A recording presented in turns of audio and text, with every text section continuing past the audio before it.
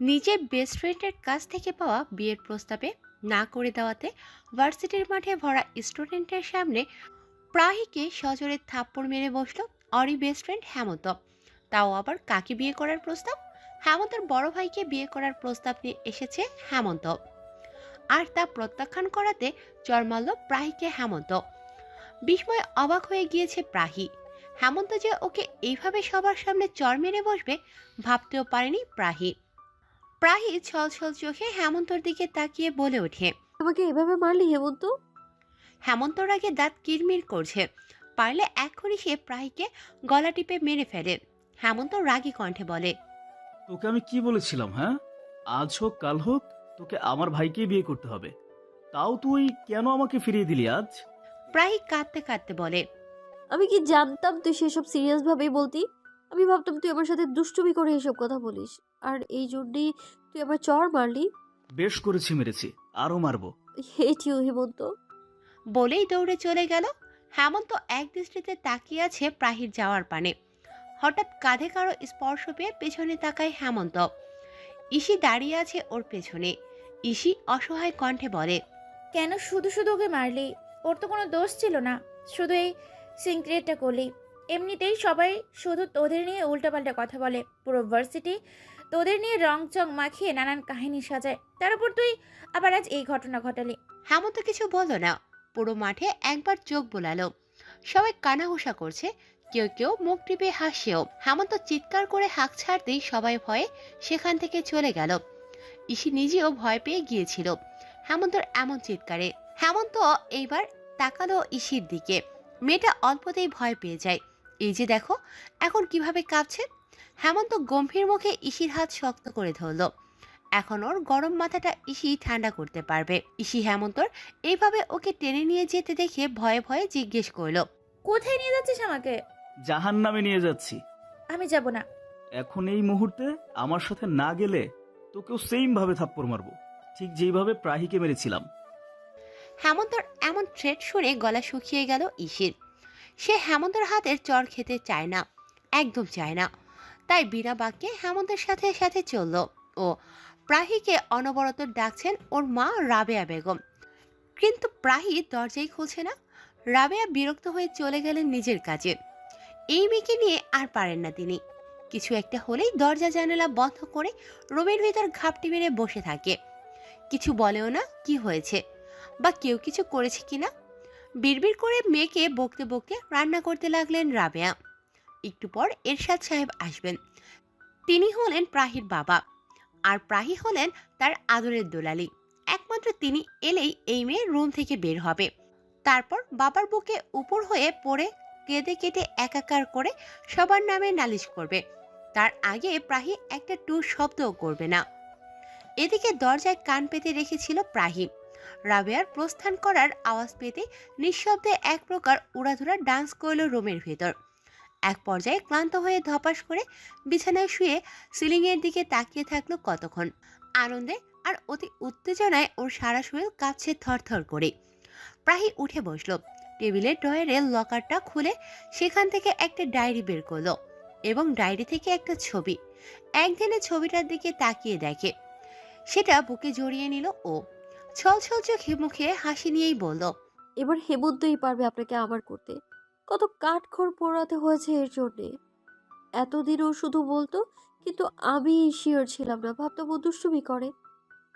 কিন্তু না, আজ আমি পুরোপুরি শিওর হেমন্ত আমাকে তার ভাবি হিসেবে গ্রহণ করতে একদম প্রস্তুত।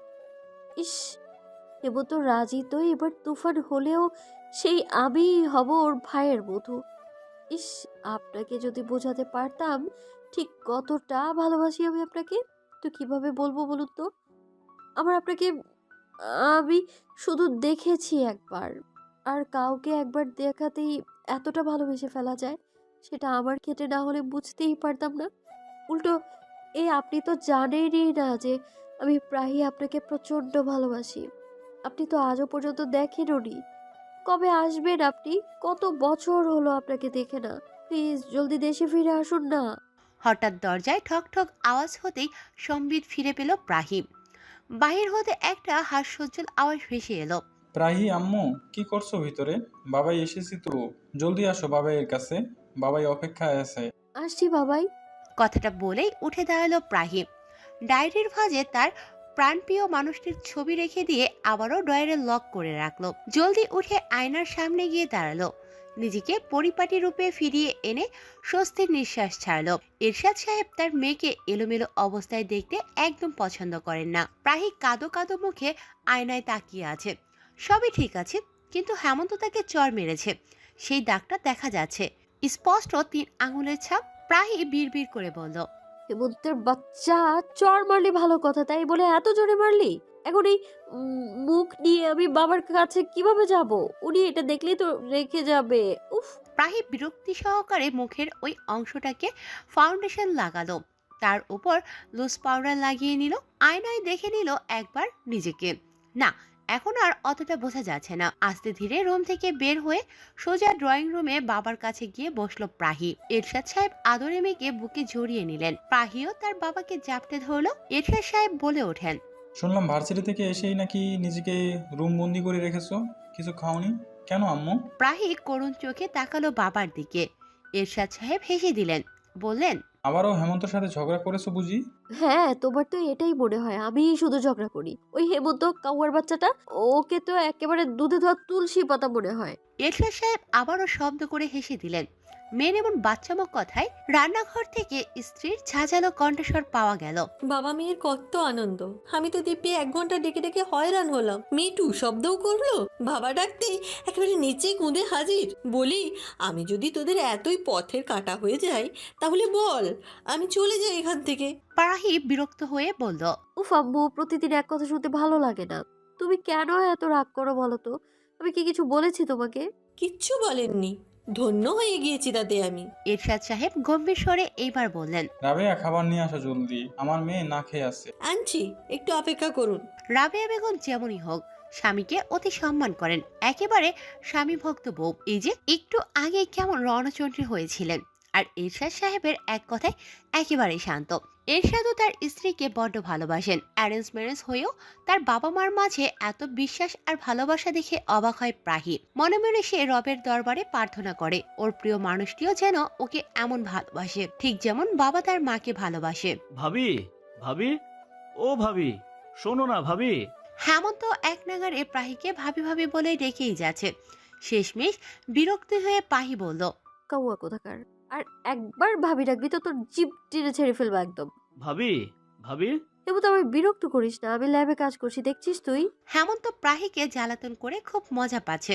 দীর্ঘ 1 ঘন্টা যাবৎ সে এমন করছে, কারণ ভার্সিটিতে আসার পর থেকে প্রাহি একবারও হেমন্তের সাথে কথা বলেনি। সেজন্যই হেমন্ত প্রাহিকে বিরক্ত করছে, যাতে বিরক্ত হয়েও প্রাহি ওর সাথে কথা বলে। আর সেটাই হলো। এদিকে হেমন্তর বলা বারবার ভাবি ডাকটা একেবারে কলিজায় গিয়ে লাগছে প্রাহির। কি যে সুখ সুখ অনুভূতি হচ্ছে বলে বোঝাতে পারবে না প্রাহি। তবে সেই খুশিটা মনেরটা মনেই চেপে রেখেছে। হেমন্তকে কিছুতেই বুঝতে দেওয়া যাবে না ওর মনের কথা, তাই মুখটা যথাসম্ভব গম্ভীর করে রেখেছে। প্রাহির ভাবনায় ছেদ ঘটে হেমন্তর ওর হাত ধরাতে। ছেলেটা ওকে টেনে হিস্ট্রে নিয়ে যাচ্ছে। প্রাহির আগে কিরমির করে বলে ওঠে, তুই এমন করছিস কেন? প্লিজ থাম। কোথায় নিয়ে যাচ্ছিস আমায়? থাম হেমন্ত, উফ। কে শুনে কার কথা? হেমন্ত প্রাহিকে টানতে টানতে ওর বাইকের কাছে এনে দাঁড় করালো। প্রাহি হেমন্তর কাছ থেকে ছাড়া পাওয়ার জন্য ছোটাছুটি করছে। হেমন্তর তাতে কোনো ভ্রুক্ষেপ নেই।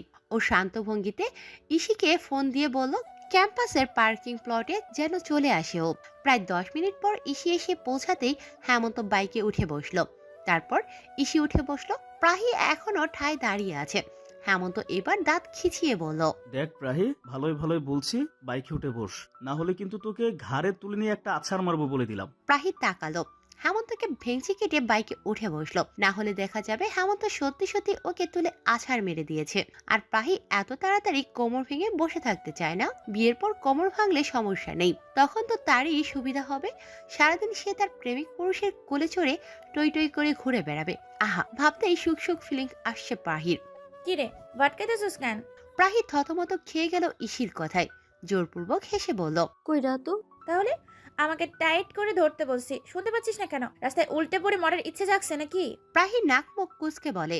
বেশি কথা বলিস তুই, সামনের দিকে তাকাতো, ফাউল প্যাচাল করিস না। প্রাহি ইশিকে শক্ত করে ধরে বসলো। এদিকে ইশি ব্যাকল হয়ে বসে। সে কখন ফাউল কথা বলল?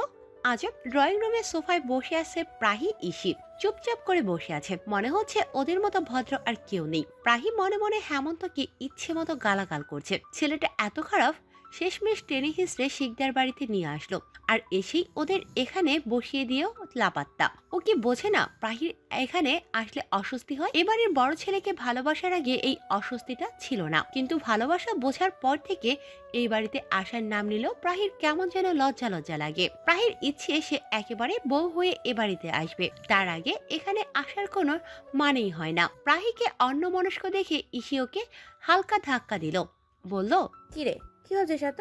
প্রাহি কিছু বলবে তার আগেই ওদের সামনে এসে দাঁড়ায় রায়হানা বেগম। প্রাহি আর ইসি ওনাকে দেখেই সালাম জানান, বিনিময়ে উনিও সালামের জবাব দিয়ে বলেন, কি হলো আম্মুরা, খাচ্ছ না কেন? সেই কখন নাস্তা পাঠালাম, এখনো কিছুই তো দেখছি খেলে না। প্রাহির হৃদয় জুড়িয়ে যায়। কি সুন্দর অমায়িক ব্যবহার। আসলে এই বাড়ির প্রতিটা মানুষেরই ব্যবহার চমৎকার সুন্দর। প্রাহির অবাক লাগে ও নাকি এবারের বউ হবে। কতটা ভাগ্যবতী সে। এখন শুধু ওই বড়লোক খারসটা রাজি হলেই হয়। মনে মনে কথাগুলো বলেই মিষ্টি হেসে রায়হানা বেগম বলল, তোমার অপেক্ষাতেই ছিলাম, তুমি নিজে এসে খাইয়ে দাও। কতদিন পর এলাম, হেনাটি কোথায়, তাকে যে দেখছি না। এই তো আমি আম্মুরা। রান্নাঘর হতে হাত মুছতে মুছতে বের হয়ে কথাটা বলে ওঠেন হেনা বেগম। ইসি আর প্রাহি ওনাকে সালাম দিয়ে ভালো মন্দ জিজ্ঞাসা করে নিলেন। ইসি বলল, আন্টি আসো, এখানে এসে বসো তো একটু। হেনা বেগম বসতেই রায়হানা বেগম বললেন, দেখেছিস হেনা, সেই কখন নাস্তা পাঠালাম, তারা কিছুই খেলো না। ওদের নাকি আমাদের হাতে খাওয়ার শখ জেগেছে। বিনিময়ে হেনা বেগম হালকা হাসলেন, বললেন, এ তো বেশ ভালো কথা। আপা, তুমি প্রাহিকে খাইয়ে দাও, আমি ইশিকে খাইয়ে দিচ্ছি। প্রাহি আর ইসি বেজায় খুশি হলো। রায়হানা আর হেনা মিলে ওদের দুজনকে খাইয়ে দিল। ইসি হেনা বেগমের দিকে তাকিয়ে আছে, ওর চোখ জোড়া ছলছল করছে। আজ কতদিন পর এতটা মমতা নিয়ে কেউ ওকে খাইয়ে দিল। ওর মা থাকলেও বুঝে ওকে এভাবে খাইয়ে দিত। মার কথা খুব করে মনে পড়লো ইসির। না চাইতেও টুপ করে এক ফোঁটা জল গড়িয়ে পড়লো ওর চোখ থেকে। সাথে সাথে হেনা বেগম বেকুল কণ্ঠে বললেন, সে কি ইশি, কাঁদছো কেন? নুডলস গুলোতে কি বেশি ঝাল দিয়ে ফেলেছি আমি? সাথে সাথে ইসি নাবোধক মাথা নাড়ায়।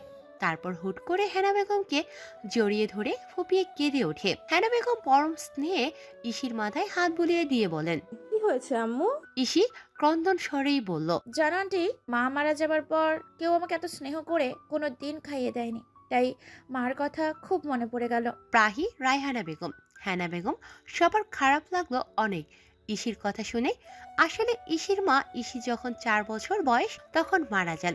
ইসির একটা বড় ভাইও আছে। ইসির মা মারা যাওয়ার মাস কয়েক পরেই তার বাবা আরেকটা বিয়ে করেন। বেশ ভালোই যাচ্ছিল, কিন্তু আস্তে আস্তে ইসির সৎ মায়ের আসল রূপটা বেরিয়ে আসে। ইসির ভাই থাকতো হোস্টেলে, সেখানে থেকে পড়াশোনা করত। ইসি শুধু একা ছিল বাড়িতে। ওর বাবা ব্যবসার কাজে বেশিরভাগ বিভিন্ন জেলায় জেলায় যেতেন, সেই সুবাদে তিনিও বেশি বাড়িতে আসতেন না। আর সেটারই সুযোগ নিয়ে ইসির সৎমা ওর ওপর নানাভাবে টর্চার করত, ওকে দিয়ে সব কাজ করাতো। ছোট্ট ইসিকে ভয় দেখাতো ওর বাবার কাছে যেন বিচার না দেয় সেই জন্য। একদিন ধৈর্যের বাঁধ ভেঙে ইসি একদিন ওর বাবার কাছে বিচার দেয়, কিন্তু ওর সৎমা ওর বাবাকে ভুলিয়ে ফালিয়ে বিভিন্ন মিথ্যে কথা বলে ওর বাবাকে পটিয়ে ফেলে। পরে ওর বাবা সেটাই বিশ্বাস করে নিয়ে ইসিকে ইচ্ছে মতো মারধর করে। ইসি পরে ফোন দেয় ওর মামাকে। ওর মামারা সব শুনে ইসিকে তাদের কাছে নিয়ে যান। ইসির বাবাও এতে আপত্তি করে না। মামারা আর নানুরা ইসিকে অনেক ভালোবাসে, কিন্তু ওর 2 মামি কেউই ওকে দেখতে পারে না। নানু মারা যাওয়ার পর যেন মামিদের কটু কথা আরো বেড়ে যায়। ওর মামারা বাড়িতে থাকলে কেউ কিছু বলে না, কিন্তু তারা না থাকলেই 2 মামির আসল রূপ বেরিয়ে আসে। সেই থেকেই ইসির দিনকাল এমনই যাচ্ছে। এরশাদ সাহেব আর রাবিয়া বেগম ইসিকে ওনাদের কাছে নিয়ে আসতে চেয়েছিলেন, কিন্তু ইসি রাজি না। শুধু কেন অন্যের ঘাড়ে বোঝা হয়ে থাকবে? এর থেকেও যেমন আছে সেভাবেই দিনকাল চলুক না। হেনা বেগম ইসির চোখের পানি মুছে দিল, কপালে চুমু খেয়ে বললেন, পাগল মেয়ে, এতে কাঁদতে হয়? যখনই মার কথা মনে পড়বে চট করে এখানে এসে পড়বে। আমি তো বলি রোজই এসো, আমি নিজ হাতে তোমাকে খাইয়ে দেব। রায়হানা বেগম বলে উঠলেন। আমিও আছি এতে ভাগিদার, আমিও খাইয়ে দেব। ইসি মৃদু হাসলো, প্রায়ই মুগ্ধ হয়ে দেখছে ওদের।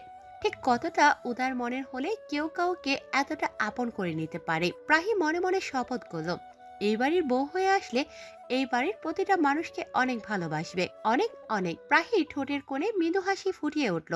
যা কান্না করার কয়েকদিন করে নেই ইসি। বড় ভাইকে বিয়ে করার জন্য রাজি করিয়ে প্রাহিকে তার বউ বানাতে পারলেই তার কয়েকদিন পরে তোকেও আমার কাছে নিয়ে আসবো, আমার স্ত্রীর মর্যাদা দিব, এই বাড়ির ছোট বউ করে আনবো তোকে। আর একটু সবুর করিস, আর একটু। কথাগুলো মনে মনে বলেই ইসির দিকে এক দৃষ্টিতে তাকিয়ে থাকলো হেমন্ত। এই মেয়েটার চোখের পানি তার একদম সহ্য হয় না, একদম না।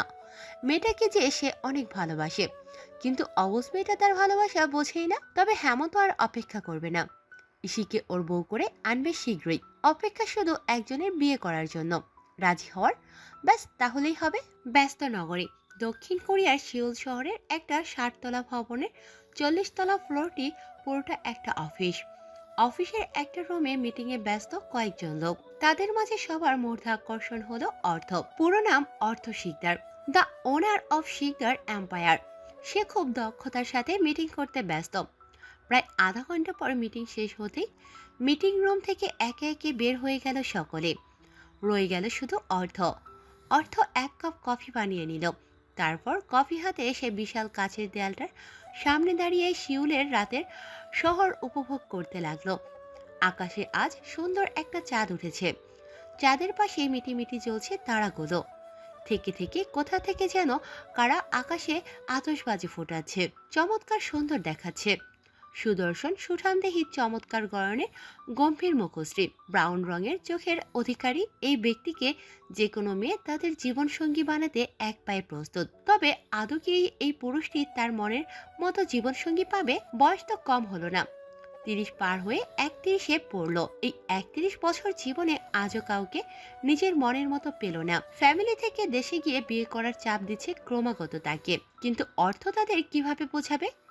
অর্থ যেমন ভালোবাসার মানুষটি চাইছে তা তো সে পাচ্ছে না, তাহলে কিভাবে কাউকে সে নিজের জীবনে জড়াবে? আর অর্থ জানেও না তার মতো এমন রসকসীন গম্ভীর্যপূর্ণ ব্যক্তিকে কেউ ভালোবাসতে পারবে না। সবাই তো শুধু তার বাহ্যিক সৌন্দর্য দেখে ওর কাছে আসে, মন থেকে ভালোবাসে কাছে আসে না কেউই। তাই অর্থও চায় না কাউকে নিজের জীবনে জড়াতে। সে একাই বেশ ভালো আছে। কফি শেষ হতেই ভাবনাও শেষ হয়। সবকিছু গুছিয়ে অফিস থেকে যেতে হবে। এই বিল্ডিং এর 52 তলা ফ্লোরে ওর ফ্ল্যাট, সেখানেই ও থাকে। কাজের মাঝে হঠাৎ একটা মেয়ের কণ্ঠে চোয়াল শক্ত হয়ে আসে অর্থর। Oh, baby, I missed you so badly. Not I do, but by that, I didn't think about you. ইলফা ন্যাকা কণ্ঠে কথাগুলো বলে অর্থের কাছে আসতে নিলেই অর্থ ঠান্ডা অথচ গম্ভীর কণ্ঠে বলে ওঠে, Why? Couldn't your lovers make you happy in bed? That's why you remembered me. Then listen to me. Do one thing. Go to a brothel here to satisfy the desires of your body. It will do two things. At the same time, will satisfy the desires of your body and will also get extra money. শান্ত কণ্ঠের অর্থ এরকম অপমানজনক কথায় মুখটা চুপসে একটুখানি হয়ে যায় ইলফার। অর্থ রাগী চোখে এক পলক ইলফার দিকে তাকিয়ে গট গট পায়ে চলে গেল। অফিস থেকে যাওয়ার আগে ওর গার্ডসদের বলে গেল ইলফাকে যেন ওর অফিস থেকে বের করে দিতে। রুমে এসে রাগে ওর গায়ের কোটটা সোফায় ছুঁড়ে মারল অর্থ। এই মেয়েটাকে একদম সহ্য হয় না অর্থর, এত অপমান করে এইটাকে অর্থ, তাও বারবার চলে আসে মুখ উঠিয়ে। এদিকে অর্থর দিকে ভ্রু কুঁচকে তাকিয়ে আছে ওর বেস্ট ফ্রেন্ড আরাফ। আরাফ ফোনে গেমস খেলায় ব্যস্ত ছিল। অর্থকে এমন রাগে জলমুখী হয়ে আসতে দেখে ভ্রু কুঁচকে এতক্ষণে বোঝার চেষ্টা করছিল হয়েছেটা কি। এইবারে না পেরে প্রশ্ন করেই ফেলল আরাফ। কিরে, কি হয়েছে? এমন রাগে ফুসফুস করছিস কেন? অর্থ রাগে চোখে আরাফের দিকে তাকালো, শক্ত কণ্ঠে বলল, That stupid girl. I just hate her. এত অপমান করি তাও বারবার চলে আসে। কবে জানি আমি হিতাহিতি জ্ঞান হারিয়ে ওকে গলা টিপে মেরে ফেলি। শুধুমাত্র তোর কাজিন বলে কিছু বলছি না। ও যদি আমার বোন হতো এতক্ষণে থাপ্পড়ে সোজা করে দিতাম। আরাফ করুণ চোখে তাকালো। বন্ধুর এতটা রেগে যাওয়ার কারণ এইবার বুঝতে পারল ও। ও নিজেও বেশ বিরক্ত ইলফার উপর। মেয়েটাকে যে ধমকে ধমকে অথবা থাপ্পড় মেরে কিছু বলবে তারও কোনো উপায় নেই। কিছু থেকে কিছু হলেই এই মেয়ে নেকা কান্না কেঁদে কেটে ওর বাবার কাছে বিচার দেয়। বাবা মরা মেয়েকে আরাফের বাবা অনেক স্নেহ করেন, তাই শুধু ইলফার কথা শুনে আরাফের ওপর ওর বাবা রাগারাগি করে। দীর্ঘশ্বাস ফেলল আরাফ, বলল, রাগিস না অর্থ, ও একটু এমনই, শাসন তো করতেই চাই, কিন্তু বাবার জন্য পারি না। আমার সমস্যাটা একটু বোঝ, তুই একটু শান্ত হ। Go to hell with your problem. রাগে কিরমির করতে করতে ওয়াশরুমে চলে গেল অর্থ। আরাফ ভাবে এই মানুষটার যে কেন এত রাগ, কে যে অর্থকে সামলাতে পারবে? এমনকি কেউ নেই যে ভালোবাসা দিয়ে অর্থকে আগলে রাখবে। ফোনের রিংটনে ধ্যান ভঙ্গ হয় আরাফের। দেখে অর্থর ফোন বাজছে। আরাফ চেঁচিয়ে বলে ওঠে, অর্থ, তোর ফোন এসেছে। অর্থর জবাব শোনা যায়।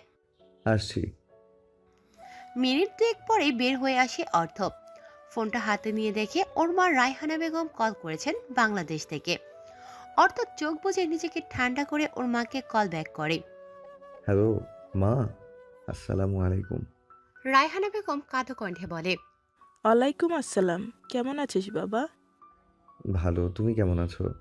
তোকে ছাড়া কিভাবে ভালো থাকি বাবা? জলদি চলে আয় না আমার কাছে। আর কত পরের দেশে পড়ে থাকবি? মার কথা কি মনে পড়ে না একটু? বলতে বলতে রায়হানা বেগম কেঁদে দিলেন। অর্থ বিরক্ত হলো বেশ। ওর এইসব কান্নাকাটি একদম ভালো লাগে না। তারপরেও গলার স্বর যথাসম্ভব নরম করে বলে, মা স্টপ ক্রাইং, এভাবে কাঁদলে হবে? ওকে ফাইন, আমি আর 2 দিন পরেই আসছি। নাও হ্যাপি। রায়হানা বেগম ছেলের মুখে 2 দিন পরে আসবে শুনে খুশিতে গদগদ হয়ে গেলেন। উচ্ছ্বাসিত কণ্ঠে বললেন, সত্যি বাবা? সত্যি তুই আসবি? আমি এখনই সবাইকে বলে আসি। হ্যাঁ। ইস, আমার কত আনন্দ লাগছে। রায়হানা বেগম ফোন রেখে ছুটে গেলেন সবাইকে জানাতে তার ছেলে আসবে দেশে। এদিকে অর্থের ঠোঁটের কোণেও হাসি ফুটে ওঠে। মাকে এত খুশি দেখে ওর নিজেরও ভালো লাগছে। ওর মা এই বয়সে এসেও কেমন বাচ্চামো করেন, ছোট ছোট বিষয়ে বাচ্চাদের মতো খুশি হয়ে যান। এই যে দেখো, এখনই খুশির চোটে কলটাও কাটতে ভুলে গিয়েছে। অর্থ নিজেই ফোনটা কাটতে নিলে ফোনের স্ক্রিনে কিছু একটা দেখে থেমে যায়। রায়হানা বেগম ড্রয়িং রুমে সোফায় বসে কথা বলছিলেন। উনি যেখানে বসেছিলেন ঠিক তার পেছনেই দোতলার সিঁড়ি। সেখানেই দেখা যাচ্ছে দুটো মেয়ে দাঁড়িয়ে, তার মধ্যে একজন মেয়েকে হেমন্তকে মারছে আর একজন ওদের থামানোর চেষ্টা করছে। মেয়েটার চেহারা স্পষ্ট দেখা যাচ্ছে না, কোমর সমান চুল এলোমেলো হয়ে চেহারায় প্রায় ঢেকে দিয়েছে। তাও কেন যেন অর্থের সেটা দেখতে ভালো লাগছে। বুকের কোথায় যেন একটা কিছু প্রচন্ড হাঁসফাঁস করতে লাগলো, শুধু একটি পলক মেয়েটাকে দেখার জন্য। কি রে, কি দেখছিস অমন করে? বাইরে যাবি না? আজ তো একটা পার্টি আছে। আরাফের কথায় ছিটকে চোখ সরিয়ে নিল ফোনের স্ক্রিনের থেকে। এতক্ষণ সে কি করছিল? একটা অচেনা মেয়েকে দেখার জন্য ওর এত ব্যাকুলতা কিসের? কেন এত অস্থির লাগছিল? না, এইসব উল্টোপাল্টা ভাবা যাবে না। রাগে মাথাটা ধপ করে ওঠে। সাথে সাথে কলটা কেটে দেয় অর্থ। আরাফকে উদ্দেশ্য করে বলে, আমি রেডি হয়ে আসছি, তুই গাড়ি বের কর। বলেই নিজের রুমে চলে গেল অর্থ। মনে মনে ভাবলো আজ দিনটাই কেমন যেন এলোমেলো গেল ওর। রায়হানা বেগমের মুখে অর্থ 2 দিন পর আসবে শুনে খুশিতে বাখারা হয়ে গিয়েছে প্রাহি। আনন্দে ওর চোখের অশ্রুরা এসে ভিড় জমিয়েছে। চোখ জোড়া জলে টইটুম্বর। তা দেখে ইসি বলে, কিরে, কাঁদছিস কেন? প্রাহি যথাসম্ভব নিজেকে সামলে নিল, বলল, ওই হেমন্ত, মারার সময় চোখে কিছু একটা গিয়েছে বোধ হয়। বাদ দে। তবে আর কতক্ষণ থাকবো? বাড়িতে যাবি না? হেমন্তকে বলে আসি, চল বাড়ি যাব। ইসিও সম্মতি জানালো। অবশেষে হেমন্তকে বলে ওরা যার যার বাড়ি চলে গেল। আসলে এখন প্রাহি নিজের বাড়িতে গিয়ে দরজা আটকে কান্না করবে। ওর আনন্দটা আজ হিসেব ছাড়া। ঠিক কতটা খুশি ও আজ তা ওর চোখের অশ্রুদানাগুলোই বলে দিচ্ছে। অবশেষে অবশেষে ওর ভালোবাসার মানুষটি আসতে চলেছে। এবার আসলে আর তাকে যেতে দেবে না প্রাহি। একেবারে নিজের বাহুডোরে আটকে রাখবে। ভাবতে ভাবতে অশ্রু চোখেও হেসে ফেলল প্রাহি। Hey handsome, wanna dance with me? নাচের তালে আবেদনময়ী ভঙ্গিতে কথাটি বলে ওঠে একটি মেয়ে। অর্থর চোয়াল শক্ত হয়ে এলো। রাগি চোখে তাকালো মেয়েটির দিকে। মেয়েটি ভয় পেয়ে তৎক্ষণাৎ স্থানতে ত্যাগ করলো। এদিকে আরব শব্দ করে হেসে দিল। ওর এমন হাসি দেখে অর্থ বিরক্ত হয়ে বলল, don't love like a idiot. এভাবে হাসার কি আছে? আরব হাসতে হাসতেই বলে, যেভাবে তাকিয়েছিলি মেয়েটার দিকে, মেয়েটাকে দেখলি না কিভাবে হুড়মুড়িয়ে ভাগলো? তুই এমন কেন ইয়ার? লাইফে একটু এনজয় কর। মেয়েদের এভাবে কাছে ঘেঁষতে না দিলে ভবিষ্যতে তোর লাইফ পার্টনার পাওয়া খুব কঠিন হয়ে যাবে। অর্থ নিষ্প্রভ চোখে তাকালো, হাতের ওয়াইনের গ্লাসটায় একটা চুমুক দিয়ে গম্ভীর কণ্ঠে বলল, আমার এমন মেয়েদের লাইফ পার্টনার বানানোর কোনো ইচ্ছেও নেই, যারা স্বেচ্ছায় নিজেদের বিলিয়ে দিতে পারে, যাদের ইজ্জতের তাদের কাছে কোনো দাম নেই। তারা আমাকে কতটুকু ভালোবাসবে বল?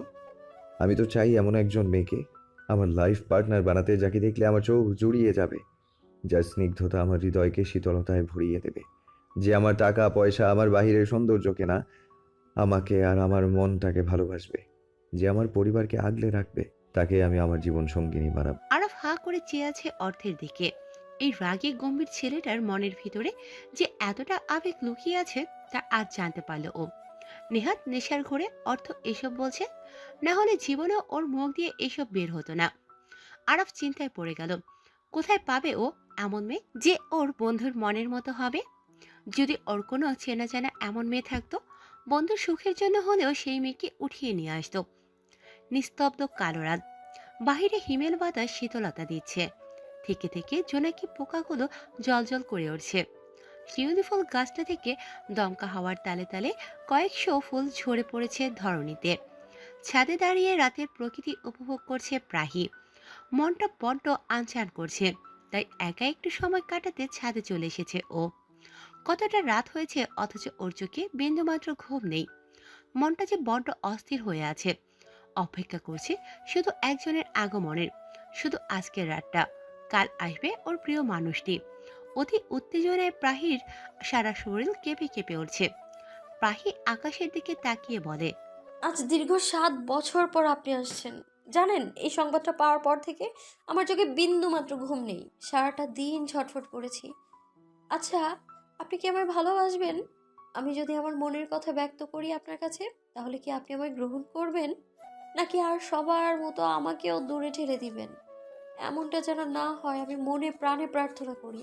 তাহলে যে আমি নিজেকে সামলাতে পারবো না, একেবারে ভেঙে গড়িয়ে যাব আমি। গোপনে দীর্ঘশ্বাস ফেলল প্রাহি। আজও মনে পড়ে অর্থকে প্রথমবার দেখা, আর সেই এক দেখাতেই কিভাবে ভালোবেসে ফেলেছিল সে অর্থকে 7 বছর আগে। প্রাহি তখন 10ম শ্রেণী সবে এসে ভর্তি হয়েছে। নতুন স্কুল, নতুন জায়গা, সব মিলিয়ে বেশ নার্ভাস ছিল সে। ক্লাসে বসে একা একা বই পড়ছিল প্রাহি, কারণ তখন ওর কোনো বন্ধু ছিল না। হঠাৎ স্টুডেন্টের হইচই দেখে প্রাহিও নিজের কৌতূহল দমাতে না পেরে স্কুল মাঠে যায়। দেখে একটা ছেলে কয়েকটা ছেলেকে উড়াধুরা মারছে। ও নিজেও বেশ মার খেয়েছে, তাও যেন ছেলেটা একাই 100। ছেলেটা ছিল হেমন্ত। ইশিকে কয়েকটা ছেলে বাজেভাবে ট্রিট করার কারণে হেমন্ত ওই ছেলেগুলোকে রেগে ইচ্ছে মতো মেরেছিল। মারামারি শেষে হেমন্ত চলে যেতে নেবে, তখন প্রাহির নজর যায় হেমন্তের হাত থেকে রক্ত ঝরছে। প্রাহির মায়া হয়, ও দৌড়ে গিয়ে হেমন্তর হাত চেপে ধরে, তারপর লাইব্রেরিতে নিয়ে গিয়ে সুন্দরভাবে হাতটা ব্যান্ডেজ করে দেয়। হেমন্তের নিজেরও প্রাহিকে অনেক ভালো লাগে, তাই ও আর ইসি মিলে প্রাহির সাথে বন্ধুত্ব করে নেয়। এদিকে হেমন্তর বাড়িতে খবর চলে যায় যে হেমন্ত স্কুল মাঠে মারামারি করেছে। তার কয়েক ঘন্টা পরে স্কুলে আরফকে নিয়ে হাজির হয় অর্থ। সেদিন অর্থ হেমন্তর থেকে ওর মারামারি করার কারণটা জেনে হেমন্তকে কিছুই বলে না, উল্টো ওকে আরো সাহসিকতা দেয় যে ও যা করেছে একদম ঠিক করেছে। স্কুলের টিচাররাও আর কিছু বলার সাহস পায়নি, কারণ এই স্কুলে অর্থই স্টাডি করেছে, আর ওর সম্পর্কে বেশ ভালোভাবেই জানেন তারা। অন্যায় একদম সহ্য করতে পারে না অর্থ। সব মিটমাট করে চলে যায় অর্থ আর আরাফ, কিন্তু সাথে করে নিয়ে যায় প্রাহীর মন। সেই ছোট্ট প্রাহী সেদিন এক দেখায় ভালোবেসে ফেলে অর্থ। 100 পাগলামি তার। হেমন্তর কাছ থেকে ইনিয়ে বিনিয়ে নানাভাবে অর্থের কথা জিজ্ঞেস করত। হেমন্ত বলতো ওর ভাইয়ের সম্বন্ধে, আর প্রায়ই হেমন্তের বর্ণনা স্বরূপ ওর কল্পনার রাজ্য সাজাতো। একদিন জানতে পারে অর্থ চলে গেছে বিদেশে। অর্থ নাকি সেখানেই পড়ালেখা করত। দেশে এসেছিল ছুটিতে। সেদিন অনেক ভেঙে পড়েছিল প্রাহি। কান্নার ফলে জ্বর এসেছিল মারাত্মকভাবে। পুরো 3 দিন জ্বরে বেহুশের মতো ছিল। আস্তে আস্তে সময় যায়, মেনে নিয়েছিল ভাগ্যকে। অপেক্ষা করা শুরু করে দেয় প্রাহি তার ভালোবাসার মানুষটির জন্য। ডায়েরিতে অর্থকে নিয়ে ওর না বলা হাজারো ভালোবাসার কথা লিখে রাখত। একদিন ওর মা ওর ঘর পরিষ্কার করতে গিয়ে সেই ডায়েরি পায়। বুঝতে পারেন তার মেয়ে অল্প বয়সে আবেগে গা ভাসাচ্ছে। ভাগ্য ভালো ডায়েরিতে প্রায়ই অর্থের নাম উল্লেখ করেনি কোনোদিন। রাবেয়া নিজের মেয়েকে বোঝান এসব দুদিনের আবেগ, এই আবেগে গা ভাসিয়ে নিজের পড়ালেখার ক্ষতি হবে। প্রায়ই সেদিন মায়ের কথার গুরুত্ব দেয়, হাজারো চেষ্টা করতে থাকে অর্থকে ভুলে যাওয়ার, পড়ালেখায় মন দেওয়ার, কিন্তু এত সহজে কি সবটা হয়? 2 বছর অনেক কষ্ট করে যুদ্ধ করেছে সে যেন অর্থকে ভুলে যায়, কিন্তু পারে না। ভার্সিটিতে উঠে প্রায়ই প্রাপ্তবয়স্ক হয়, বুঝতে পারে এটা ওর আবেগ না, ও সত্যিই অর্থকে ভালোবেসে মন থেকে অনেক বেশি ভালোবাসে। তাই তো এত চেষ্টা করেও পারে না অর্থকে ভুলতে। এদিকে হেমন্ত বাড়ি থেকে জানতে পারে অর্থকে বিয়ে করাবে, তাই ওর কাকিমা ওর ভার্সিটিতে ভালো কোনো মেয়ের খোঁজ খবর নিতে বলেছে। হেমন্ত কয়েকদিন খুঁজে কিন্তু কাউকেই মন মতো পায় না। অবশেষে হেমন্ত বোঝে প্রাহির মতো এত ভালো একটা মেয়ে থাকতেও ও কেন অন্য মেয়েদের খুঁজছে। প্রাহি হবে ওর ভাইয়ের জন্য পারফেক্ট। সেখান থেকে শুরু হেমন্ত উঠে পড়ে লেগে যায় প্রাহিকে মানাতে। এদিকে হেমন্ত তো আর জানে না ও যাকে বিয়ে করার জন্য প্রাহির পেছনে এত কাঠখড় পড়েছে, সে বহু আগেই নিজের মন প্রাণ উজাড় করে ওর ভাইকে ভালোবাসে। প্রাহি ভাবতো হেমন্ত ওর সাথে দুষ্টমি করে, ওকে ভাবি ডাকে। উপরে মিথ্যে রাগ দেখালেও মনে মনে ভীষণ খুশি হতো প্রাহি। মনে মনে দোয়া করত ও যেন সত্যি সত্যি হেমন্তর ভাবি হতে পারে। অবশেষে প্রাহির এত অপেক্ষার পালা শেষ হতে যাচ্ছে। দীর্ঘ 7 বছর পর ও কাঙ্ক্ষিত মানুষটিকে দেখতে পাবে। এইবার আসলেই নিজের মনের কথা আর লুকিয়ে রাখবে না, সবটা বলে দেবে ও অর্থকে। ঠিক কতটা ভালোবেসে ও অর্থকে। দীর্ঘশ্বাস ফেলল প্রাহি, বুকের ভিতরটায় তোলপাড় হয়ে যাচ্ছে। ও পারছে না নিজের খুশি আনন্দটা কারোর সাথে ভাগাভাগি করতে। চোখ বুজে অর্থের মুখটা কল্পনা করল প্রাহি। এখনো যেন সবটা ওর চোখের সামনে বাস্তবভাবে ভেসে ওঠে। তারপর চোখ খুলে রুমের দিকে অগ্রসর হয়। আজ আরও একটা রাত ওর নির্ঘুম কাটাতে হবে। জেগে জেগে শুধু প্রহর গুনবে প্রিয় মানুষটির আশার। শাহজালাল আন্তর্জাতিক বিমানবন্দরের সামনে দাঁড়িয়ে আছে হেমন্ত আর হিয়াজ শিকদার। হিয়াজ শিকদার হলেন অর্থের বাবা। হিয়াজ শিকদার আর হিয়ান্ত শিকদার হলেন আপন 2 ভাই। হিয়াজের 2 ছেলে মেয়ে অর্থ আর হিয়া, আর হিয়ান্তর একটাই ছেলে হেমন্ত। সবার বড় অর্থ, তারপর হেমন্ত, আর সবার ছোট হিয়া। বড় আদরের সবার ও। অর্থের জন্য অধীর আগ্রহে অপেক্ষা করছে ওরা দুজন। অবশেষে অপেক্ষা শেষ হলো। অর্থ ফার্স্ট টার্মিনাল দিয়ে এগিয়ে আসে, সাথে আছে আরাফ। অর্থ আর আরাফ সালাম জানালো। হিয়াজ জড়িয়ে ধরলেন ছেলেকে। কেমন আছিস বাবা? ভালো আব্বু, তুমি কেমন আছো? এই যে তোকে দেখেছি না, এখন একদম ভালো আছি। হিয়াজ এইবার আরাফকে জিজ্ঞেস করেন। আরাব কেমন আছো? আরাফ হাসি মুখে বলে, ভালো আঙ্কেল, আপনি কেমন আছেন? আলহামদুলিল্লাহ। হেমন্ত অর্থকে জড়িয়ে ধরে আছে। অর্থ ভাইয়ের মাথায় স্নেহের হাত বুলিয়ে দিল। ভালো মন্দ জিজ্ঞাসা করা হলো, আরাফের সাথেও কথা হলো। হিয়াজ এবার বলে ওঠেন, এবার বাড়ি চলো, অনেক হলো। রায়হান আর হেনা সেই কখন থেকে বসে আছে তোমার জন্য, বারবার ফোন করে জিজ্ঞেস করছে অর্থকে নিয়ে আসছি না কেন। অর্থ আর আরাফ হিয়াজের কথায় সম্মতি জানিয়ে গাড়িতে উঠে বসলো। কি জানি একটা অনুভব করে অর্থ আবারও গাড়ির জানালা দিয়ে তাকালো। আর কেন যেন মনে হচ্ছিল কে যেন ওকে দেখছে, গভীরভাবে পর্যবেক্ষণ করে দেখছে। হয়তো মনের ভুল হবে ভেবে এতটা ধ্যান দিল না। সা করে ওদের গাড়িটা ছুটে চলে গেল বাড়ির উদ্দেশ্যে। এদিকে অর্থরা যেতেই লুকোনো অবস্থা থেকে বেরিয়ে এলো প্রাহি। আর একটু হলেই দেখে ফেলতো অর্থ ওকে। চোখে জল, মুখে হাসি। কত বছর পর দেখলো অর্থকে ও। লোকটা আগের থেকে আরো বেশি সুদর্শন হয়ে গিয়েছে। প্রাণটা জুড়িয়ে গিয়েছে প্রাহির। চারদিকে ভালো লাগার আর ভালোবাসার রঙিন প্রজাপতিরা উড়ে বেড়াচ্ছে ওর মনে। অর্থ আজ আসবে আর প্রাহি তাকে দেখবে না, এটা অসম্ভব। সবার আগে এয়ারপোর্টে এসে হাজির হয়েছে প্রাহি, প্রিয় মানুষটিকে এক পলক দেখার জন্য, অশান্ত হৃদয়ে শান্ত করার জন্য। অবশেষে দীর্ঘ অপেক্ষায় ইতি টানা হলো। এখন শুধু সময় অর্থের কাছে নিজের ভালোবাসা ব্যক্ত করার। বাড়ি ফিরতেই অর্থকে জড়িয়ে ধরে কেঁদে কেটে অস্থির রায়হানা আর হেনা। হেনা অর্থের চাচি হলেও ওর মা থেকে কোনো অংশে কম ভালোবাসেন না তিনি।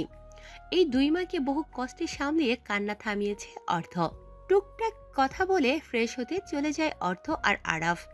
ফ্রেশ হয়ে এসে ড্রয়িং রুমে এসে দাঁড়াতেই বাড়ির সদর দরজা দিয়ে প্রায় এক প্রকার ভূমিকম্প সৃষ্টি করে হঠাৎ একটা মেয়ে এসে অর্থকে জড়িয়ে ধরে। অর্থ নিজেকে সামলে নিল আকস্মিক ধাক্কায়, তারপর নিজেও মৃদু হেসে দু হাতে জড়িয়ে ধরে মেয়েটাকে। মেয়েটা প্রায় চিৎকার করে বলে ওঠে, I missed you so much ভাইয়া। আমিও আমার পুচকিকে অনেক মিস করেছি। তা আমার পুচকিটা কি ভালো আছে? বলে অর্থ। মেয়েটা অর্থকে ছেড়ে দিয়ে হাসি মুখে বলে, নিজেই দেখে নাও, আমি একদম ফিট অ্যান্ড ফাইন আছি। হেমন্ত মাঝখান থেকে বলে, হ্যাঁ, সারাদিন হাতির মতো খেলে তো ফিট অ্যান্ড ফাইন থাকবি, আর কয়দিন পর পুরাই একটা আটার বস্তার মতো লাগবে। ভাইয়া, এই হেমন্ত ভাইয়াকে কিছু বলবা? সারাদিন আমার সাথে ঝগড়া লাগানোর ধান্দায় থাকে। অর্থ হেমন্তকে একটু মিথ্যে রাগ দেখালো, বিনিময়ে হেমন্ত ভয় পাওয়ার অভিনয় করলো। এদিকে এতক্ষণ ব্রোকোসকে সবটা দেখছিল আরাফ, এবার বলেই ফেললো, অর্থ, এটা কি সেই বাচ্চা মেয়ে তোর বোন হিয়া? অর্থ হ্যাঁ সূচক মাথা নাড়ল। আরাফ হেসে দিয়ে বলে, আগে যেমন বাচ্চাদের মতন ফ্যাচ ফ্যাচ করে কাঁদতো, এখনো দেখি সেইভাবেই কাঁদে। হিয়া রাগী দৃষ্টি নিক্ষেপ করলো আরাফের দিকে, তেজ নিয়ে বলে, এসব ভালো হচ্ছে না কিন্তু আরাফ ভাইয়া। বলেই হন হন করে চলে গেল মা, কাকি আর বাবা কাকাদের সাথে দেখা করতে। এদিকে হিয়ার এত রাগ দেখে মুস্কি হাসলো আরাফ, মনে মনে বলে, আজও রাগলে তোমাকে অসম্ভব সুন্দর লাগে হিয়া। আমি বারবার তোমার ওই রূপে ঘায়েল হয়ে যাই, মন হারিয়ে বসে আছে সেই কবেই তোমার কাছে। এইবার পালা তোমার মন চুরি করার, শীঘ্রই সেটা করে নেব। রায়হানা বেগমের ডাক শোনা গেল, তিনি সবাইকে ডাকছেন ডিনার করার জন্যে। সবাই আজ কতদিন পর একসাথে ডিনার করবে। পুরো শিকদার পরিবার আজ হাসিতে খুশিতে ভরপুর। খাবার টেবিলে হিয়াজ শিকদার হঠাৎ বলে ওঠেন, অর্থর আসার উপলক্ষে কাল আমি একটা পার্টির আয়োজন করব, কি বলো অর্থ? অর্থ খাওয়া থামিয়ে দিল, রুকুসকে গম্ভীর কণ্ঠে বলে, এসবের কোনো দরকার নেই বাবা। হিয়া চেঁচিয়ে উঠল, তোমার দরকার নেই, আমার দরকার আছে। আমি আমার সব ফ্রেন্ডদের ইনভিটেশন দিয়েছি, ওরা কাল আসবে। আমার ভাইয়া এসেছে আর আমি সেলিব্রেট করব না? হ্যাঁ, এটা কি হয়? কিন্তু কোনো কিন্তু না ভাইয়া, কাল পার্টি হবে ব্যাস। বোনের জেদের কাছে হার মানে অর্থ, সম্মতি দিয়ে দেয় সে। রায়হানা বেগম অর্থের প্লেটে খাবার দিচ্ছেন, এবার হেমন্তের উদ্দেশ্যে বলে, হেমন্ত, প্রাহি আর ইসি মেয়ে দুটোকেও ইনভিটেশন দিয়ে দিস পার্টির। তোর আর কোনো ফ্রেন্ড থাকলে তাদেরকেও বলিস। আচ্ছা বড় মা, বলল হেমন্ত। এদিকে প্রাহি আর ইসি নামটা কেমন যেন একটু চেনা চেনা লাগছে ওর কাছে। কিছু একটা মনে করে খাওয়া থামিয়ে হেমন্তকে বলল, রাহি আর ইসি, এরা দুজন তোর ওই মেয়ে ফ্রেন্ড দুটো না? হেমন্ত চাঁদ হাতে পেল, এই তো সুযোগ, প্রাহির একটু গুণগান গাওয়া যাক ভাইয়ের সামনে, এতে ক্ষতি কি? হেমন্ত উচ্ছ্বাসিত কণ্ঠে বলে, হ্যাঁ ভাইয়া, জানো ওরা খুবই ভালো। রাহির তো কোনো জবাবই নাই, একদম শান্ত ভদ্র নম্র একজন মেয়ে। আমার ফ্রেন্ডসদের মাঝে প্রাহি আর ইসি সবচেয়ে বেশি ক্লোজ, মানে বেস্ট ফ্রেন্ড আর কি। আর জানো, প্রাহি তো একেবারে আমাদের আপনজনের মতো, আমাদের ফ্যামিলির সবাইকে প্রচুর ভালোবাসে মেয়েটা। আর ব্যাস, অনেক হয়েছে। আমি শুধু একটু জিজ্ঞেস করলাম, অমনি তুই তো পুরো জন্মষষ্ঠী নিয়ে আলোচনা শুরু করে দিলি। Just listen one thing, I don't like to talk too much about my self, and I also don't like anyone to talk to me too much. কথাগুলো শেষ করে খাবার টেবিল হতে উঠে চলে গেল অর্ধ। হেমন্তের মনটা খারাপ হয়ে গেল, কিভাবে যে ভাইয়ের মনে প্রাহির জন্য জায়গা তৈরি করবে। ইস, এতটা বোকা কেন হলো? আগে তো ওদের দুজনকে একসাথে করতে হবে, দুজনের প্রথম সাক্ষাৎটা যেন একটু রোমাঞ্চকর হয় এমন ব্যবস্থা করবে হেমন্ত। চেষ্টায় কোনো কমতি রাখবে না ও, যে করেই হোক প্রাহিকে ওর ভাইয়ের বউ করে আনতেই হবে। Sir, Ilfa ma'am is planning to come to Bangladesh tomorrow. আন্ডারে কাজ করা একজন লোকের মুখে এমন কথা শুনে রাগে কপালের শিরা উপশিরা ফুলে উঠল, রাগে চোখ জোড়া লাল হয়ে উঠল। মনে মনে বৃষ্টি গালি দিল ইলফাকে, ড্যাট ব্লাডি বিচ। চোয়াল শক্ত করে গম্ভীর স্বরে বলে ওঠে অর্থ, Stop that crazy girl anyway. I don't want to hear any excuse. Block her passport, no matter how much it costs. ফোনটা কেটে দিয়ে সজোরে পাশের টেবিলে রাখা ফুলদানিটা আছাড় মারল অর্থ। এই মেয়েটা জানলো কিভাবে ওরা দেশে এসেছে? ওইটাকে না জানানোর জন্য লুকিয়ে চুরিয়ে কত প্ল্যানিং করে ও আর আরাফ এসেছে বাংলাদেশে। আর সেই মুসিবত কিনা স্বয়ং এখানে এসে হাজির হওয়ার পায়তারা করছে। না, এটা কিছুতেই হতে দেওয়া যাবে না। মেয়েটা আস্ত একটা ঝামেলা। আর অর্থ নিজেকে কোনো ঝামেলায় জড়াতে চায় না। আর এইসব ঝামেলাদের কিভাবে নিজের কাছ থেকে দূরে সরানো যায় তা খুব ভালো করেই জানে অর্থ। মনে মনে কথাগুলো ভেবে বাঁকা হাসলো অর্থ। আজ কালো গ্রাউন্ড পরে সেজেছে প্রাহি। প্রাহি আজ নিজেকে পুরোপুরি অর্থের ব্ল্যাক প্রিন্সেস রূপে সাজাবে। সুন্দর করে সেজেছে প্রাহি। টানা চোখ জোড়ায় গাঢ় কালো কাজল দিয়েছে, ঠোঁটে লাল লিপস্টিক, চুলগুলো কার্লি করে ছেড়ে দিয়েছে পুরো পিঠময়। এতেই যেন অসম্ভব সুন্দর লাগছে দেখতে ওকে। রেডি হয়ে ড্রেসিং রুমে এসে হাজির হয় প্রাহি। নিচে এসে দেখে ওর বাবা আর মা দুজনেই রেডি। এরশাদ সাহেব বলেন, রেডি মামুনি তুমি? বাহ, কি সুন্দর লাগছে আমার মাটাকে। রাবেয়া বেগম প্রাহির কানের পিছনে কালো কাজল লাগিয়ে দিলেন। তারপর তারা রওনা দিলেন শিকদার বাড়ির উদ্দেশ্যে। আজ শিকদার বাড়ি খুব সুন্দরভাবে সাজানো হয়েছে। অসম্ভব সুন্দর লাগছে পুরো বাড়িটা। গাড়ি থেকে বের হয়ে আসলো প্রাহি। শিকদার বাড়ির সদর দরজা দিয়ে প্রবেশ করলো। প্রাহিকে দেখে ইসি আর হেমন্ত এগিয়ে আসলো। ইসি আর হেমন্ত প্রাহির মা বাবাকে সালাম জানালো। টুকটাক কথা প্রাহিকে নিয়ে চলে গেল। প্রাহি ইসি আর হেমন্তর এমন টানাটানি দেখে বেশ বিরক্ত হলো।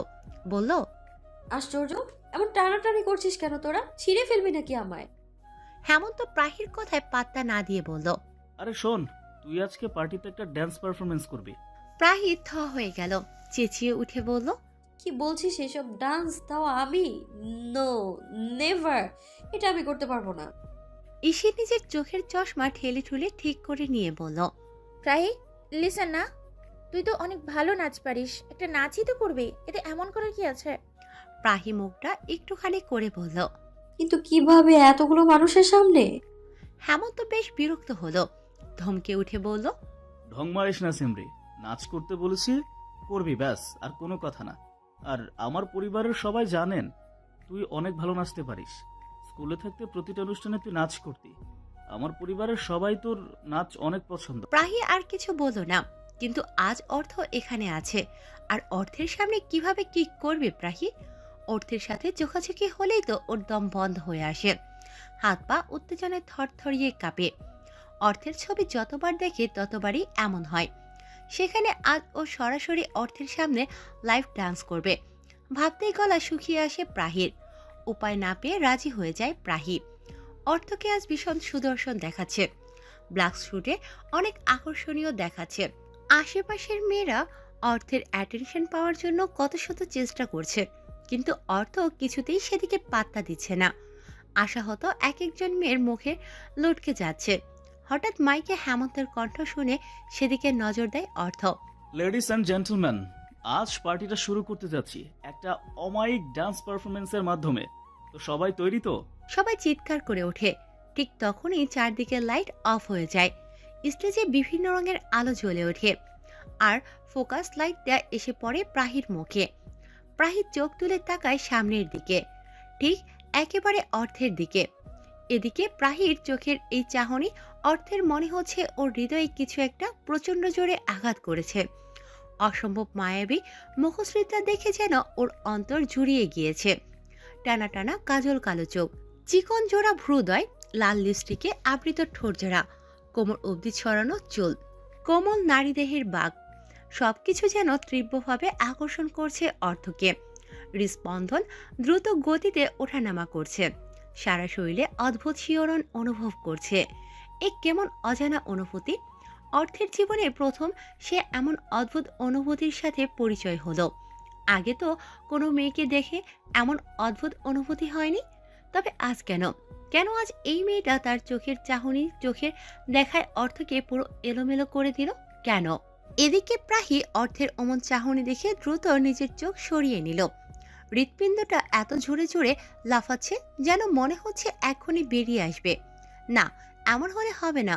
ওকে স্ট্রং থাকতে হবে, নিজের অনুভূতিগুলোকে সামলাতে হবে। গান স্টার্ট হতেই প্রাহি নিজের নাচের দিকে ধ্যান দিল। মিউজিক বক্সে জোরালো শব্দে গান বাজছে, সেই সাথে অত্যন্ত সুন্দরভাবে নাচ প্রদর্শন করছে। এদিকে প্রাহির এক একটা মুভমেন্ট যেন অর্থের মনের ভিতর তোলপাড় সৃষ্টি করছে। জব তক হে জমি, জব তক হে আসমাঁ, तुम मेरे ही रहो, बस इतना ही अरमां। तुझे बांध लो मैं आंचल में, जैसे चांद रहे बादल में। हम जसते हैं ऐसे जैसे सजने का जल में। महबूबा मैं तेरी महबूबा, महबूबा मैं तेरी महबूबा, महबूबा मैं तेरी महबूबा, महबूबा हो मैं तेरी মেহবুবা। গাঢ় অনুভূতিতে পৃষ্ঠ হয়েছে মন। অদ্ভুতভাবে কেমন যেন এলোমেলো লাগছে সবকিছু অর্থের। হৃৎস্পন্দনের গতি অধিক দ্রুততার সাথে বাড়ছে। মস্তিষ্ক আর মন দুটো স্থানে একটাই মুখশ্রী বারবার ঘুরপাক খাচ্ছে। কেন এমন হচ্ছে অর্থের সাথে? কিসের এত ব্যাকুলতা? কেন এত তার টান অনুভব করছে সে ওই মেয়েটার প্রতি? এ কেমন যন্ত্রণা! মেয়েটার নাচের প্রতিটা মুহূর্ত কিছুতেই ভুলতে পারছে না অর্থ। কি সুন্দর অমায়িকভাবে নাচছিল। কালো গাউনে যেন কোনো হুল পরে লাগছিল। একটা মেয়ের প্রতি এতটা আকৃষ্ট কোনোদিন হয়নি অর্থ। তবে আজ কেন নিজের প্রতি নিজেরই অসম্ভব রাগ লাগছে অর্থের।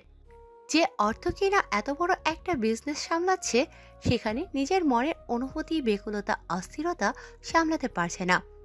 কিন্তু আদৌ কি বিজনেসের সাথে এসব কিছুতে তুলনা করা কি বোকামি নয়? বিজনেস তো টাকায় চলে, কিন্তু কিন্তু অনুভূতিগুলো কি টাকার ইশারায় চলে? না, একদম না। তারা তো নিজের মনের মর্জি মতো চলে। তাদের উপর কেউ নিয়ন্ত্রণ করতে পারে না, কেউ না। কিন্তু আজ এত বুদ্ধিমান অর্থ এই অনুভূতির পরীক্ষার একেবারে শূন্যের কোঠায় দাঁড়িয়ে। নিজেকে সামলাতে না পেরে ড্রিঙ্কস সেন্টারে চলে যায় অর্থ। ওয়েটারকে একটা রেড ওয়াইন দিতে বলে মাথা চেপে ধরে বসে থাকে সেখানে। এদিকে অর্থকে অনেকক্ষণ ধরে খুঁজে চলেছে প্রাহি। সবশেষে অর্থকে দেখতে পেয়ে নিজেও সেদিকে এগিয়ে গেল। অর্থের দিকে খানিক দূরত্ব রেখেই বসলো। এরপর অপলক দৃষ্টিতে তাকিয়ে দেখতে লাগলো ওর ভালোবাসার মানুষটিকে। লোকটাকে কালো রঙে ভীষণ সুন্দর দেখাচ্ছে। আজ যেন প্রাহির চোখ ফেরানোর দায় হয়ে পড়েছে। লোকটার নেশাক্ত চোখ যেন গভীর এক সমুদ্র। এই সমুদ্রের নিজের খেই হারিয়ে বসে আছে প্রাহিত সেই কবেই। কালচে লাল ঠোঁট জোড়ার দিকে তাকালে তীব্রভাবে ঝংকার তোলে ওর মনে। সারা শরীরে অদ্ভুত শিহরণ অনুভব হয়। ঘন কালো সিল্কি চুলগুলো ঘন্টার পর ঘন্টা হাত বুলিয়ে দিয়ে ঘুম পাড়িয়ে দিতে ইচ্ছে করে লোকটাকে। প্রাহি যখন নিজের মতো অর্থকে নিয়ে ভাবনায় ব্যস্ত, ঠিক তখনই ওর সামনে এসে খপ করে বসে পড়ে কেউ।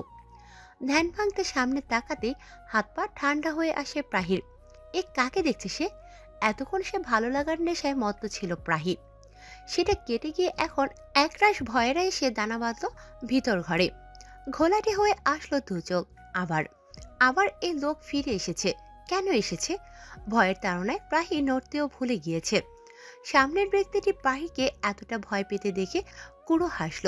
অস্থিরভাবে প্রাহির পা থেকে মাথা পর্যন্ত স্ক্যান করে নিয়ে বলল, কিরে প্রাহি, আগের থেকে আরো বেশি সুন্দর হয়ে গিয়েছিস। You are looking so hot in black dress. কথাগুলো বলে আবারও প্রাহিকে বাজে নজরে দেখতে লাগলো। প্রাহির চোখ থেকে এক ফোঁটা অশ্রু গড়িয়ে পড়ল। চোখ মুছে জলদি সেখান থেকে যেতে নিলে হাত চেপে ধরে প্রাহির ব্যক্তিটি। প্রাহি কলিজায় পানি শুকিয়ে যায়। ব্যক্তিটির হাত থেকে নিজেকে ছাড়ানোর আপ্রাণ চেষ্টা চালিয়ে যেতে থাকে। শেষে না পেরে কেঁদে দেয় প্রাহি। ক্রন্দন স্বরে বলে ওঠে, জয় ভাইয়া, প্লিজ ছেড়ে দাও আমায়। কেন এসেছো আবার ফিরে? কেন এসেছো আবার আমার কাছে? আবার কেন আমাকে জ্বালাতন করছো? প্লিজ ছাড়ো আমায়। জয় শয়তানি হাসি দিয়ে বলে, কেন ফিরে এসেছি জানিস না? কেন ফিরে এসেছি তুই খুব ভালোভাবে জানিস আমি কেন এসেছি আর ঠিক কি চাই আমি। জয়ের প্রতিটি কথায় কেঁপে ওঠে প্রাহি। কাঁদতে কাঁদতে বলে, ছেড়ে দাও হাতটা। জয় আবারও হাসলো। হেসে আরেক হাত প্রাহির দিকে বাড়াতে নিলেই একটা শক্ত পুরুষালী হাত এসে আটকে দেয় জয়কে। জয় বিরক্ত হয়ে বলল, আরে কে রে, কেন বিরক্ত করতে এসেছিস? কথাগুলো বলে তাকাতেই হালকা ভয় পায় জয়। আস্তে করে প্রাহির হাত ছেড়ে দেয়। প্রাহি ছাড়া পেয়ে সেই লোকটার পিছনে গিয়ে লুকায়। লোকটা আর কেউ না, অর্থ। অর্থর রাগে চোখ লাল হয়ে উঠেছে, কপালের রগগুলো ফুলে উঠেছে। অনেকক্ষণ যাবৎ দেখছিল মেয়েটাকে এই ছেলে ডিস্টার্ব করছে। রাগ তো লাগছিলই, কিন্তু যখন দেখলো মেয়েটার হাতে চেপে ধরেছে আর মেয়েটা বারবার হাত ছেড়ে দেওয়ার জন্য বলছিল, এতেই বুঝেছে অর্থ ছেলেটা ওকে জ্বালাতন করেছে। রাগে ভারী নিঃশ্বাস নিতে লাগে অর্থ। ছেলেটা আবারও হাত বাড়াতে নিলে দ্রুত গিয়ে বাধা দেয় ও। জয় দাঁতে দাঁত চিপে বলে, hey mister whatever, why are you disturbing her? Joy হাসল। প্রাহির দিকে বাঁকা নজরে তাকাতেই প্রাহি ভয়ে আরো সিটিয়ে গেল অর্থের দিকে। সেদিক থেকে চোখ সরিয়ে জয় বলে, she is my cousin, I am not disturbing her mister Sikdar. ভ্রু কুসকে আছে অর্থের। ছেলেটা ওকে চিনে তাহলে, আর এইমাত্র কি বললো মেয়েটার কাজিন হয় এই ছেলে। তাহলে কেন বারবার ওকে ছেড়ে দেওয়ার কথাগুলো বলছিল কাঁদতে কাঁদতে? ওই চোখের অশ্রুরা কেন এসে ভিড় জমিয়েছিল? কেন সেই চোখের অসীম ভয় দেখতে পেয়েছিল অর্থ? রাগ আরো বাড়ল অর্থের। ঘুরে প্রাহির দিকে তাকালো। মেয়েটার চেহারা ভয়ে একটুখানি হয়ে আছে। অর্থ রাগী কণ্ঠে বলে, এই ছেলে কি কাজিন হয় আপনার? এই প্রথমবার প্রিয় মানুষটি কথা বলল প্রাহির সাথে। প্রাহি কি অনেক খুশি হবে? হ্যাঁ, খুশি তো হওয়ারই কথা, কিন্তু জয়ের উপস্থিতি ওকে এতটাই ভয়ে কাবু করেছে যে ও ওর খুশিটা প্রকাশ করতে পারছে না। অর্থ প্রাহিকে কথা বলতে না দেখে প্রচুর বিরক্ত হলো। প্রায় ধমকে সুরে বলে ওঠে, কি হলো, কথা বলছেন না কেন? I asked you something, answer that, damn it. কেঁপে উঠল প্রাহি অর্থের ধমকে। কাপা কাপা গলায় বলে, আমার কাজিন হয় কিন্তু। প্রাহিকে মাঝপথে থামিয়ে দিল জয়। আর কিছু বলতে দিল না। জয় আগ বাড়িয়ে বলে উঠল, দেখেছেন মিস্টার শিকদার, আমি বলেছি আপনাকেও আমার কাজিন হয়। তাহলে উনি কাঁদছিলেন কেন? কাজিন হলে কাঁদছিলেন কেন উনি? অর্থের কথায় হাসলো জয়, কিন্তু মনে মনে প্রচুর বিরক্ত হলো। মনে মনে বলে, শালাকে জাসুগিরি শুরু করলো। জয় কিছু বলতে নেবে, তার আগেই হেমন্ত কোথা থেকে এসে জয়কে টেনে দুগালে এলোপাথারি চড় দিতে লাগলো। জয়ও রেগে পাল্টা আঘাত করতে লাগলো, কিন্তু হেমন্তর সাথে পারছে না। হেমন্ত দিক বেদিক হুঁশ হারিয়ে জয়কে মারছে। এদিকে অর্থ অবাক হলো, কি এটা? হেমন্ত কোথা থেকে এমন উল্কা পিণ্ডের মতো এসে জয়কে মারা শুরু করলো কেন? হচ্ছেটা কি? অনুষ্ঠানের এরশাদ সাহেব আর রাবেয়া বেগম জয়কে দেখে আটকে উঠলেন। জলদি প্রাহিকে খুঁজতে লাগলেন। দেখে প্রাহিকে ইসি ধরে আছে, সেখানে অর্থও আছে। এদিকে শিকদার বাড়ির প্রতিটা মানুষ স্তব্ধ হেমন্তর এমন আচরণে। হেমন্ত জয়কে মারতে মারতে বলে, তোর সাহস কি করে হলো কুত্তার বাচ্চা? জানোয়ার, তোর হাত একদম কেটে দিব আমি। তোর সাহস কিভাবে হলো প্রাহের দিকে হাত বাড়ানোর? তোকে মেরে ফেলবো আমি আজ। কুকুরের জাত কোনো দিনও ভালো হয় না, তুই ঠিক তেমন। তোকে না মেরে আজ আমি শান্তি পাবো না। জয়ের প্রায় অবস্থা নাজেহাল, নাক মুখ দিয়ে রক্ত পড়ছে। হিয়াত শিকদার আর হিয়ান্ত শিকদার হেমন্তকে ছাড়ানোর চেষ্টা করছে, কিন্তু কিছুতেই পারছে না। এদিকে অর্থ ভ্রু কুচকে সবটা দেখছে। ওর ভাই তো এমন না, অকারণে কাউকে তো ওর ভাই মারে না। তাহলে আজ কেন এই এমন করছে? নিশ্চয়ই এর পেছনে কোনো কারণ আছে, তাই অর্থ এগিয়ে যাচ্ছে না হেমন্তের কাছে। এদিকে প্রাহি আর এসব সহ্য করতে না পেরে দৌড়ে চলে যায় হেমন্তের কাছে।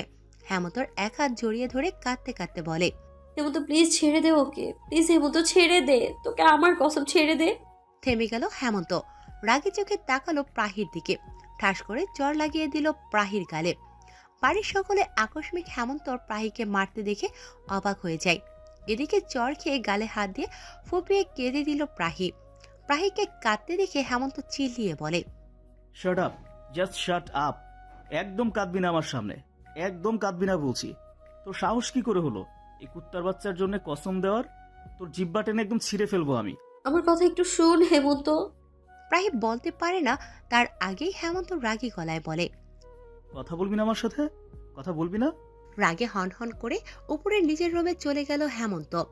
প্রাহির কলিজাটা ছিঁড়ে যাচ্ছে। আজ ওর আনন্দের দিন ছিল, কিন্তু কি থেকে কি হয়ে গেল এটা? রাবেয়া বেগম দৌড়ে এসে প্রাহিকে জড়িয়ে ধরলেন। মেয়েকে বুকের সাথে জাপটে ধরলেন। মায়ের সান্নিধ্য পেয়ে মাকে জাপটে ধরে চিৎকার করে কেঁদে ওঠে প্রাহি। কাঁদতে কাঁদতে বলে, আম্মু, ও আবার কেন এসেছে আম্মু? ওকে চলে যেতে বলো আম্মু। আমার সকল আনন্দ খুশিকে এই লোকটা এক মুহূর্তে সব ধ্বংস করে দেয় আম্মু।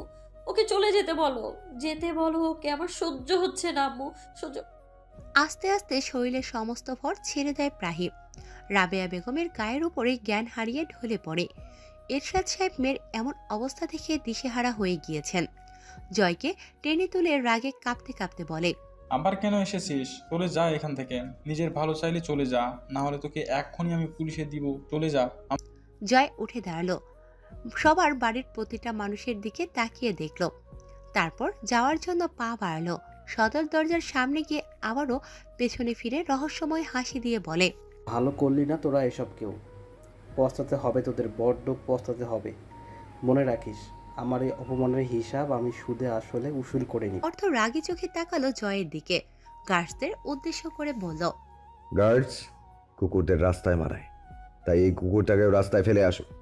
গার্ডসরা কথা মতো তাই করলো। জয়কে নিয়ে চলে যেতেই অর্থ রাবেয়া বেগমের দিকে এগিয়ে গেল, গলার স্বর নরম করে বলল, আন্টি, ওনাকে আমার কাছে দিন, রুমে দিয়ে আসি। ওনার উপর অনেক ধকল গিয়েছে, ওনার রেস্ট দাও। রাবেয়া বেগম মাথা নাড়লেন। অর্থ এগিয়ে এসে প্রাহীকে কোলে তুলে নিল। সাথে সাথে সারা শরীরে বিদ্যুৎ খেলে গেল, শিরশির করে উঠল দেহটা। ভালো লাগার ছোঁয়ার মাখো মাখো হলো, শীতলতার হৃদয়টা ছেয়ে গেল। মেয়েটার শরীরটা কি নরম! কি খায় এই মেয়ে? তুলো টুলো খায় নাকি? না হলে এমন নরম কেন? প্রাহের ছোট্ট দেহখানা যেন অর্থের প্রশস্ত বুকের মাঝে ঢুকে যাচ্ছে। অর্থ প্রাহের মুখের দিকে তাকালো, কি স্নিগ্ধ মায়াবী মুখখানা। কান্নার কারণে চোখের কাজলগুলো লেপ্টে আছে, এতে যেন চেহারাটায় মায়া আরো বাড়িয়ে দিয়েছে। অর্থ দৃষ্টি সরালো, নিজেকে সংযত করলো, তারপর প্রাহীকে নিয়ে গেস্ট রুমে শুইয়ে দিয়ে ডক্টরকে ফোন করে আসতে বলল। আবারও এক পলক প্রাহীর দিকে তাকিয়ে রুম থেকে বের হয়ে গেল। এখন ওকে জানতে হবে কেন হেমন্ত ওই ছেলেটাকে মারল। হেমন্ত এখন রুমবন্দি করে আছে, এখন আর ওকে পাবে না অর্থ। এখন উপায় অর্থের আরেকটা বেস্ট ফ্রেন্ড, ওর থেকেই জানতে হবে সব। তাই অর্থ খুঁজতে চলে গেল ওকে।